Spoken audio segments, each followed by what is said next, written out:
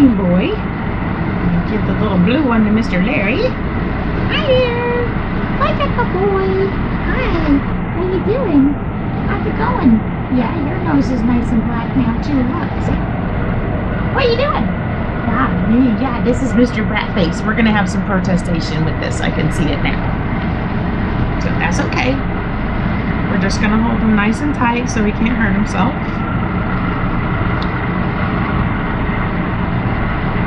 Turn this around backwards because I know he's gonna try to go out. Yep. We're gonna act like it's the end of the world. It's okay. We're just gonna keep. Oh, what'd you do? Well, you did that, not me.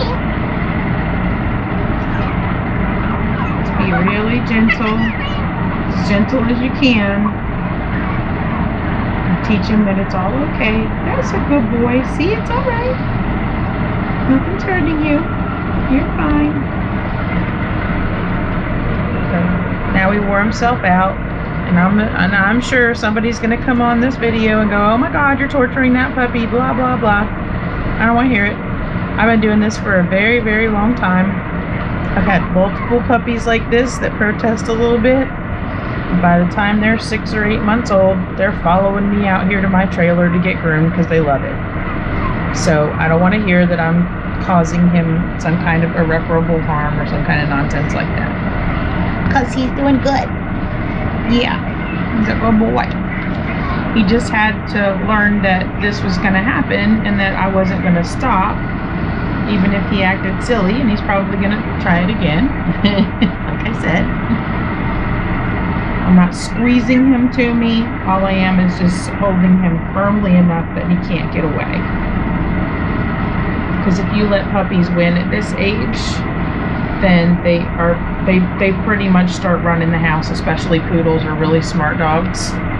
They will at that point then decide that they run you and they run the house. And as much as I love my dogs, that ain't happening. So I try to give them a nice firm foundation for when they go to their new homes, whether I'm going to be their groomer or not. And I've had phone calls from across the country from other groomers thanking me for what I do with the puppies before I send them to their homes.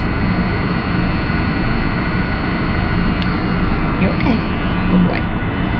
So, I know that my methods work, and I hope they help you. If you're going to start grooming your puppy at home, this is great, but I highly recommend that you find a professional groomer in your area if you can, that is willing to help you and help teach you how to, do like in-between stuff or whatever needs to be done to get your puppy acclimated to being groomed, no matter what breed you have. I don't care if poodles require more grooming than other breeds. But even short-haired dogs should get used to being handled.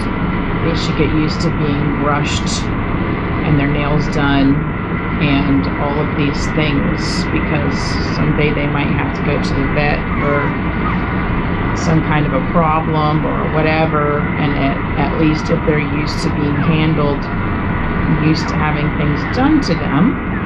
Yeah. Oh yeah, we're almost done. It makes the vet's life much easier, and it makes the dog's life much easier, because they're used to having these things done,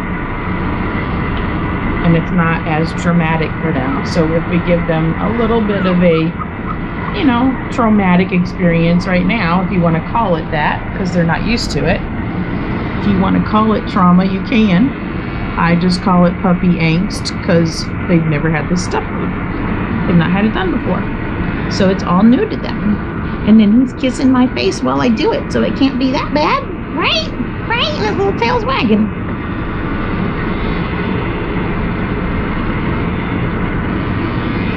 And he's got a little poopy butt. Because they're just getting to the point to where mom's like getting sick of cleaning up after them, and they're eating regular food. So just go side to side. Get that as clean as I can before the bath, and then I'll get the rest of that in the bathtub.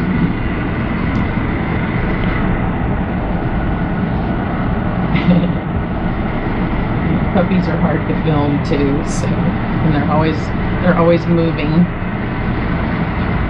I did not dock his tail. His brother got a little bit of a tail dock because he had a crook on the end of his tail that I didn't. A little birth defect or from being squished up inside, I'm not sure. But the little blue one had a crick on the end of his tail. But this is the reality of puppy grooming, guys. It's not fun.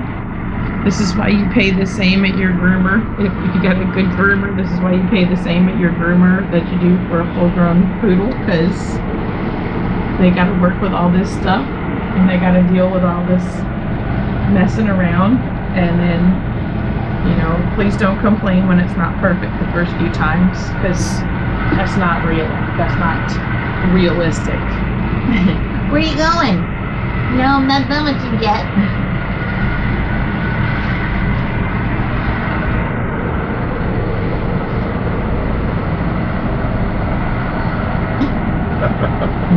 Yep. This is typical puppy. And all I do is I just my hand is bigger than his head, so I just keep putting him back where I want him, even though he's moving, and teaching him that this is what I want from him, and he can't get away, and that everything is okay.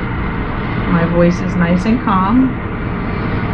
And we just keep doing it over and over and over again until he figures out that I'm not going to stop what I'm doing, i.e. right now, at least for a second. I'm going to try it again. I'm not hurting him. I have my whole hand around the back of his shoulder.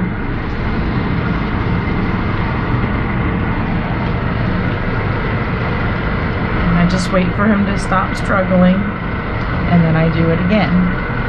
And pretty soon they figure out that, oh, this isn't hurting me, and I'm just gonna have to let it happen. And it may not happen this time, but it'll happen the next time, because I'll do their faces at least one more time, probably 2 more times before they go to their homes. And then usually about the 2nd or 3rd time, they figure out that this is gonna get done, and they just let it happen. And that's, you know, the goal. We want to make sure that they understand that this is not a bad thing, but we also don't want to hurt them while it's happening. So we're going to do it real quick, and even if it's not perfect, we're just going to get the hair off.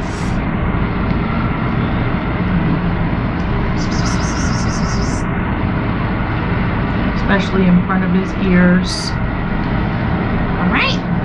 And then we're going to say, oh, you did a good boy.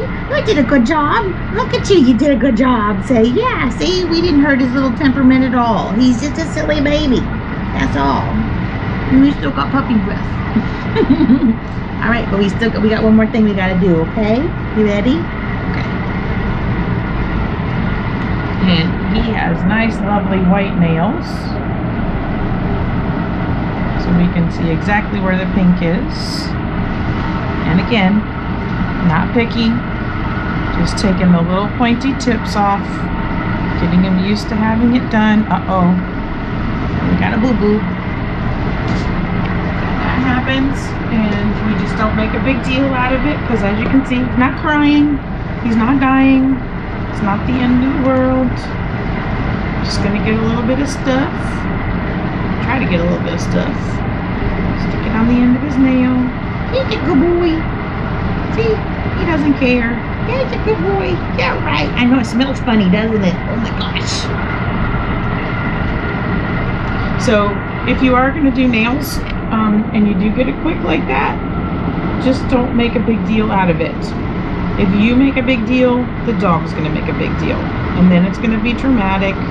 And then all of a sudden, they've now associated this with something that you have taught them is a big deal. So as long as you don't pay any attention to it, and you just keep doing what you're doing, and then you say, oh my gosh, what a good boy. Yeah, oh, he did a good job. Oh, he did a good job. See, he's perfectly fine. Nothing bad happened. No, it was okay. Yeah, good.